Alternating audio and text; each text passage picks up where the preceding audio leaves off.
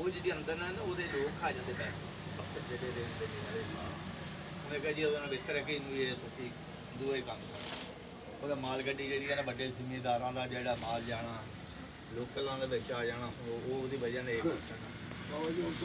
ਅਰੇ ਜੀ ਫਿਰ ਕੀ ਆ ਜਾਂਦੇ ਨੇ ਆ ਜਿਹੜੀ ਸਾਡੇ ਵਾਲੇ ਦੇ ਨਹੀਂ ਆ ਜਾਂਦੇ ਉਹ ਡੱਬੇ ਫੈਕਟਰੀਆਂ ਵਾਲੇ ਮੰਗਵਾ ਦਿਓ ਉਹਦੇ ਰਾਜ ਜਿਹੜੀ ਫਰੀਜ਼ ਐਕਸਪ੍ਰੈਸ ਹੈ ਨਾ ਫਰੀਜ਼ ਐਕਸਪ੍ਰੈਸ ਇਹ ਚਲੀ ਸੀ ਤੇ ਪਹਿਲੇ ਉਹਨੂੰ ਪਹਿਲੀ ਗੱਡੀ ਇਹ ਚਲਾਈ ਉਹਨਾਂ ਨੇ ਫਰੀਦ ਜਿਹੜੀ ਫਰੀਜ਼ ਚਲਾਈ ਕਰਦੀ ਹੈ।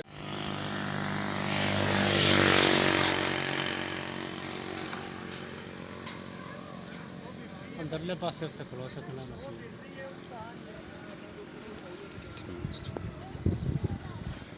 आ जा।